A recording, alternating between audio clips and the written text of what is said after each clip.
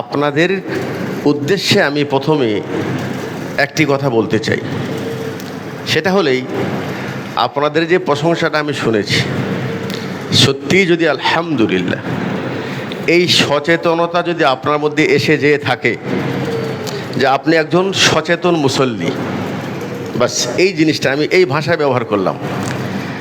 আর এখানে সচেতন বলতে চালাক চতুরতা না, সচেতন বলতে মুসল্লি তাওহীদ সম্পর্কে সচেতন, মুসল্লি সুন্নত এবং বেদাত সম্পর্কে সচেতন।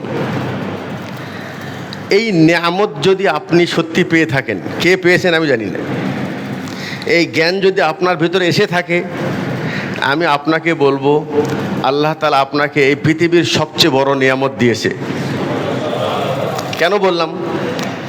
আজকে খুতবা শুরু করেছি একেবারে সুন্নতি খুতবা, অর্থাৎ আল্লাহ নবী সাল্লাল্লাহু আলাইহি সাল্লাম তিনি প্রত্যেক জুমার খুতবায় যেই শব্দগুলি ব্যবহার করতেন, যেই ভাষা উনি প্রয়োগ করতেন, যেই খুতবা দিয়ে তিনি খুতবা শুরু করতেন, আমরা সুন্নত অনুযায়ী ওই সুন্নতি খুতবাটাই পড়েছি।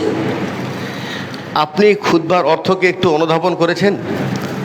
ফাইন্না আহসানাল হাদিসি কিতাবুল্লাহ ওয়া খায়রাল হাদি হাদিউ মুহাম্মাদিন সাল্লাল্লাহু আলাইহি সাল্লাম।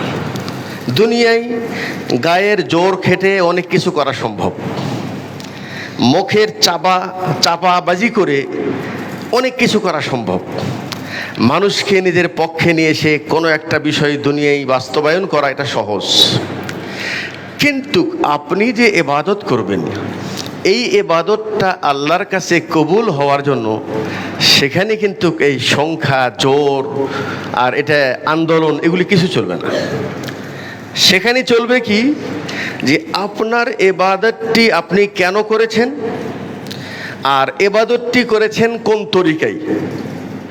আপনি ইবাদতটি কেন করেছেন?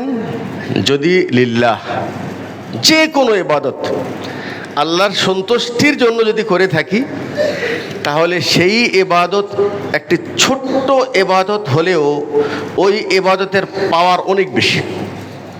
এক নম্বর, ওই ইবাদতটি আল্লাহর সন্তুষ্টির জন্যই করতে হবে। নাম্বার দুই, ওই ইবাদতটি অবশ্যই নবী মুহাম্মদুর রাসূলুল্লাহ সাল্লাল্লাহু আলাইহি সাল্লামের তরিকা অনুযায়ী হতে হবে। বাস এই দুটা জিনিস। আপনি আমাদের ন্যাশনাল মসজিদের মুসাল্লি হন, খতিব হন, আপনি হারাম মক্কার হারাম শরীফের মুসল্লি হন, উমরাকারী হন, হজকারী হন, বড় দানশীল হন, যত কিছু হন, এই দুই মাপকাঠির মাধ্যমে আপনার আমার জান্নাতে যাওয়া আর না যাওয়ার বিবেচনা হবে যে আমি এই ইবাদতটা কেন করেছি।